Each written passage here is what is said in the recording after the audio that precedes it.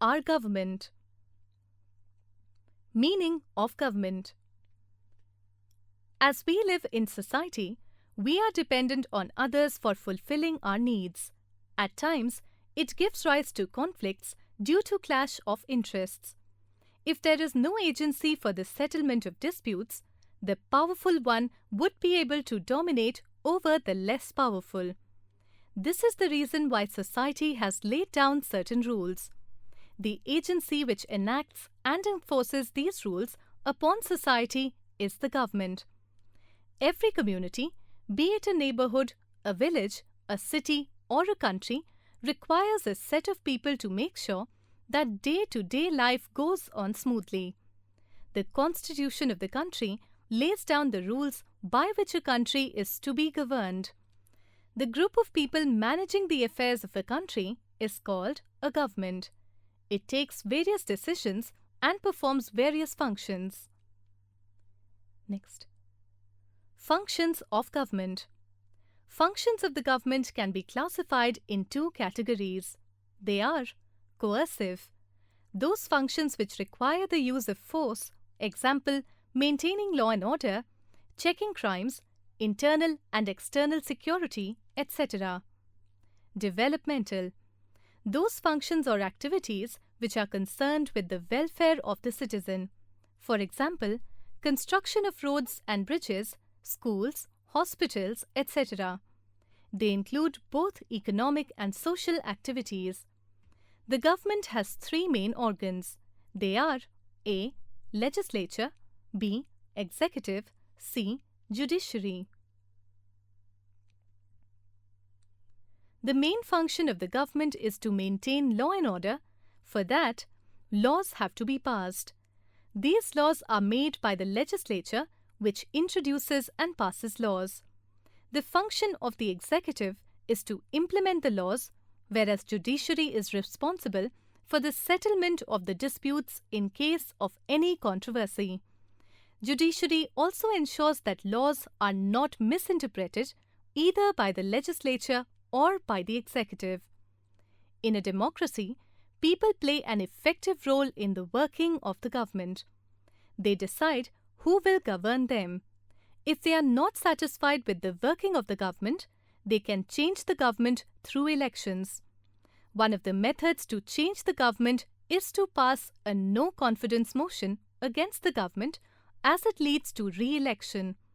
Thus, people participate in the decision-making and the government is therefore accountable to the people. It is a fact that these decision-making powers do not come easily to the people. Women did not have right to vote in many countries till the 20th century. The adult suffrage movement of the early 20th century was associated with the demand by women seeking the right to vote. Similarly, the blacks in South Africa were not given any representation in the parliament.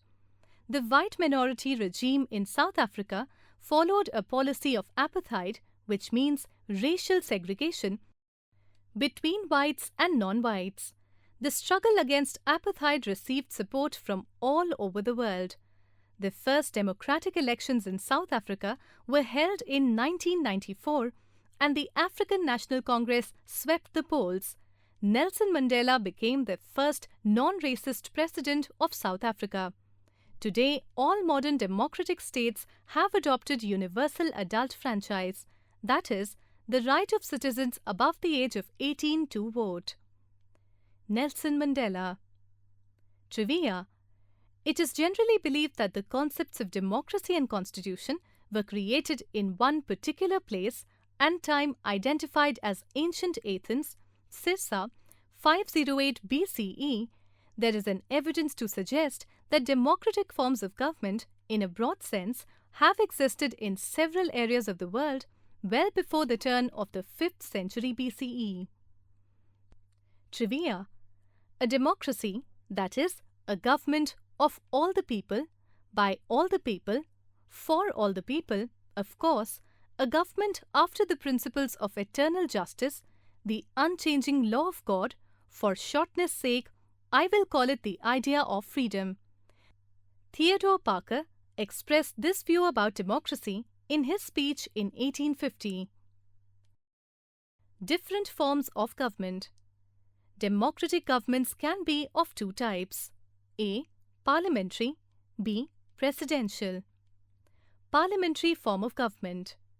1. In this kind of government, the Prime Minister is the real head of the government, whereas the President is the executive head of the government. 2.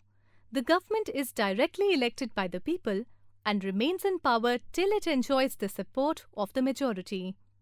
3. The Prime Minister is the leader of the majority party in the Parliament and appoints to form the Council of Ministers. Thus, there is a close coordination between legislature and executive. Presidential form of government. 1. In such a government, President is the real head. 2. He or she is elected by the people directly. 3.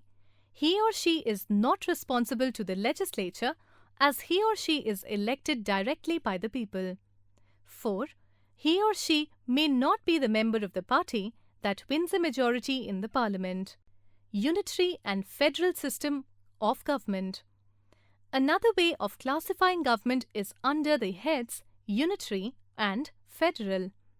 A unitary form of government is one in which all power is centralized under one central government. The state government merely acts as the agency of the central government. In a federal form of government, power is divided between the center and states.